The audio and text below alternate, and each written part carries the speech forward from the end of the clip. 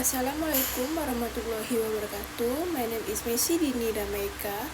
In this video, I will answer question about the midterm test of English debate.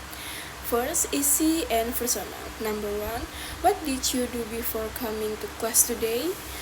I wake up and had some breakfast, then scrolled through my phone for a bit. After that, I got ready and headed to campus. Pretty normal morning, nothing special. And 2, how are you feeling right now and why? Honestly, I'm feeling a little nervous but also excited. Nervous because this is a test, but excited because I actually enjoy speaking English and sharing my opinions. And 3, what is something interesting that happened to you this week? Um, this week, I had a really good conversation with my friend about our future plan after graduation. It's made me think a lot about what I actually want to do with my life.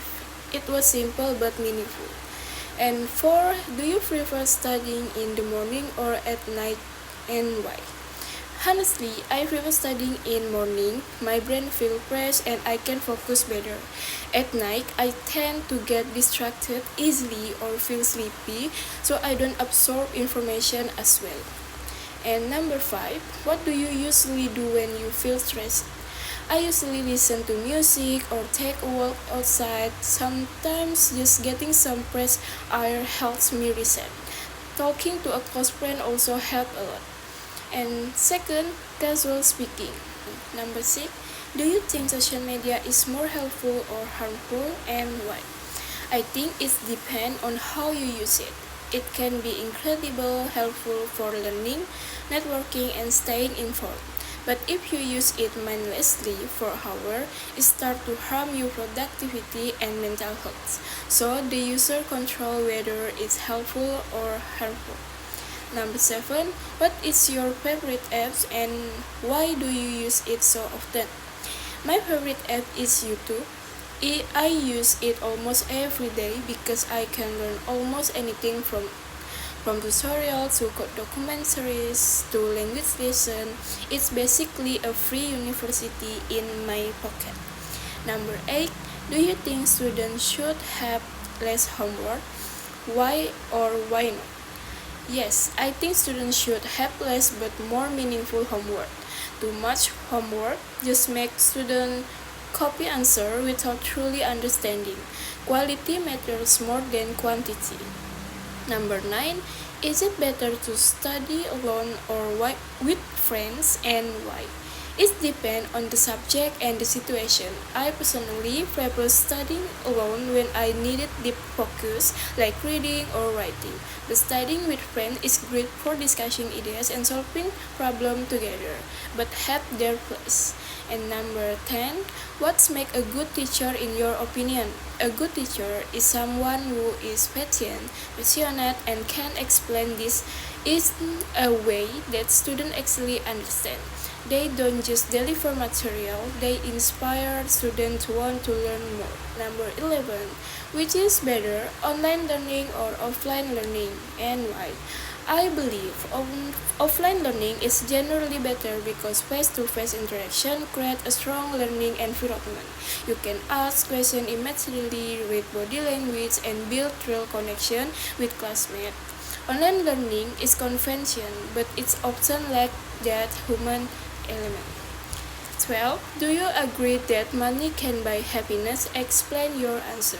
Partially, yes. Money can buy comfort, security, and experience that bring joy, but it can buy genuinely good health and inner peace. So money can create condition for happiness, but it's not happiness itself. Next, 13.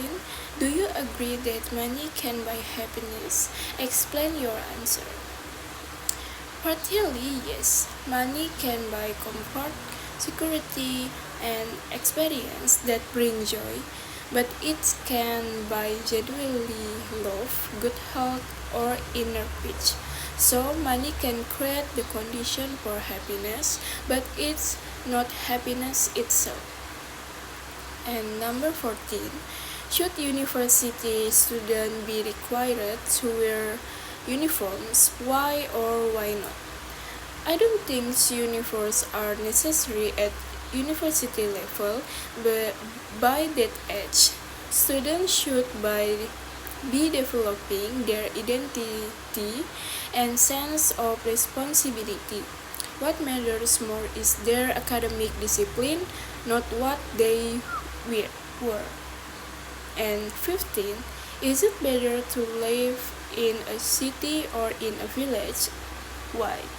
I think cities offer more opportunities, better job, education and facilities, but villages offer something cities often lack: peace, community, and a slower pace of life.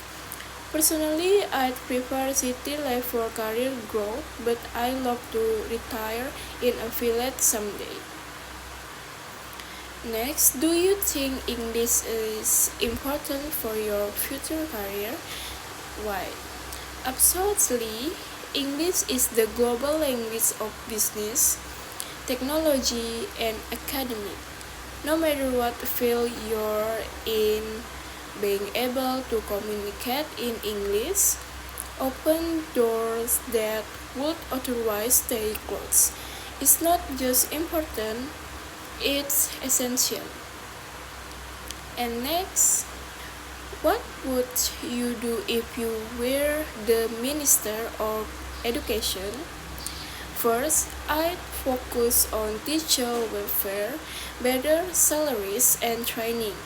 Then I'd modernize the curriculum to be more skill-based and less focused on memorization. I also push for better internet access in rural areas so no student is left behind. Next, why do some students feel afraid to speak English? Mostly because of fear of making mistakes and being judged. Indonesian students are often taught to prioritize perfection, so when they speak and make errors, they feel embarrassed.